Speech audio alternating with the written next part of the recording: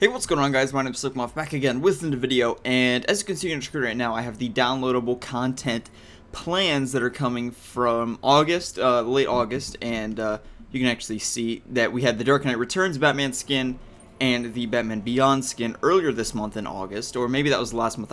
Maybe it was in July. I'm not exactly sure, but either way, we have August to look forward to.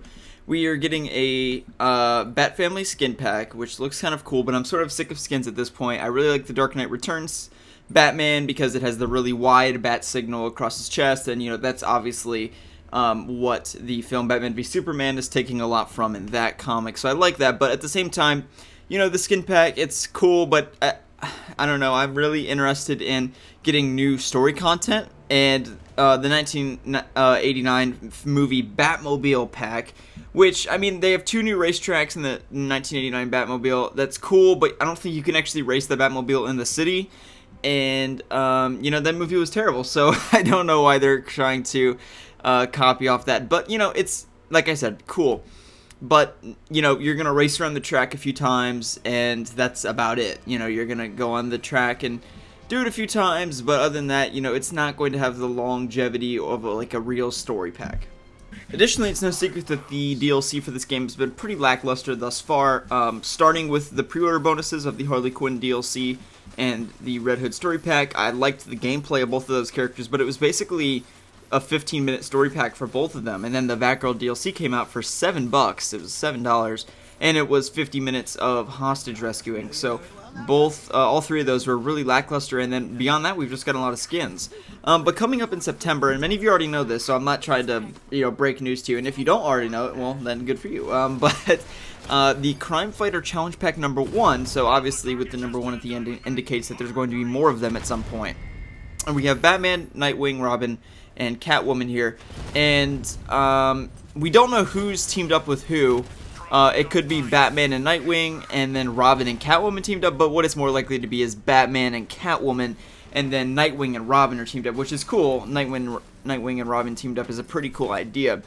What I'm hoping for, though, is Crime Fighter Challenge Pack. When I think of that, I'm hoping that it's not... First of all, I hope it's not challenge maps, and I would like challenge maps, but I don't want this to be that. What I'm hoping is that it's actually an hour, like multi-hour, so 2+ hours is what I was hoping the Batgirl DLC would be. But since that wasn't, I'm hoping that this is over 2 hours, and it explores either a different part of Gotham City. You know, there's, in the background of Gotham City, there's all kinds of different buildings and skyscrapers. So this map that we got in this game is just a part of Arkham City. I mean, the 3 islands... That's not all of it. Not Arkham City. Gotham City, my mistake. I hope I didn't say it earlier as well. But Gotham City is much more expensive than what we're seeing. So what I'm hoping is that we explore a different part of Gotham City and we're doing the crime fighting, whatever, in that different area. Exploring a new area and having a new story. Where we see new villains.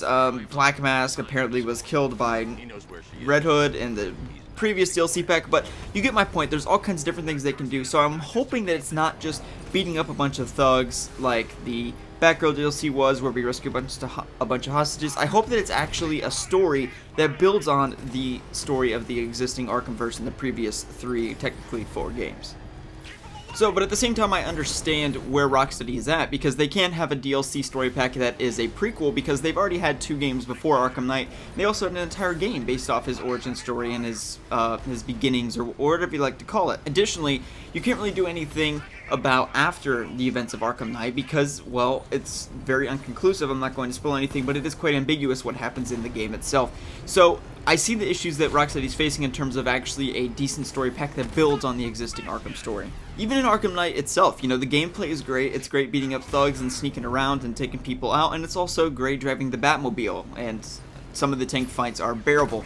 But at the same time, after a while, you know, these tank fights, they get a little exhausting, and the gameplay in a whole does get exhausting after, if you do all the side missions, it's 30 hours of gameplay.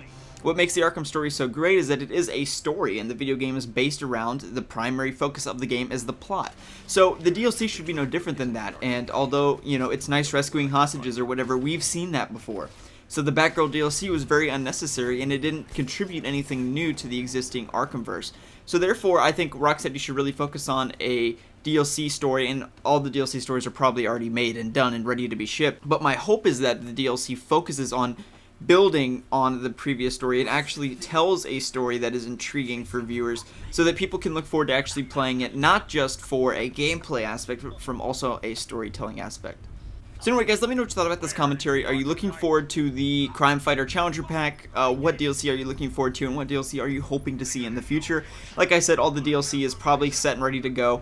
I imagine that the PC issues has contracted away a lot of what Rocksteady's been able to do with this DLC, since a lot of their biggest and best minds are probably focused on fixing that terrible PC ports. They can put that back up and start getting a lot of money from that. I know they really need that money. I mean, they're making money off 2 of their 3 consoles. So they're missing a third of their paycheck for this game, so that's an issue. Most people refunded their game on Steam because the game was so broken. So let me know what you thought about this video, and also let me know what kind of DLC you want. Like I said, I really want a story-based one. I don't want any gameplay-centric, you know, rescue the hostages, go here, go there, beat these guys up. I really want something that is going to intrigue me and make me want to play this thing, and that's over 2 hours long. So let me know what you thought. My name's Slikmof, and I'll see you later.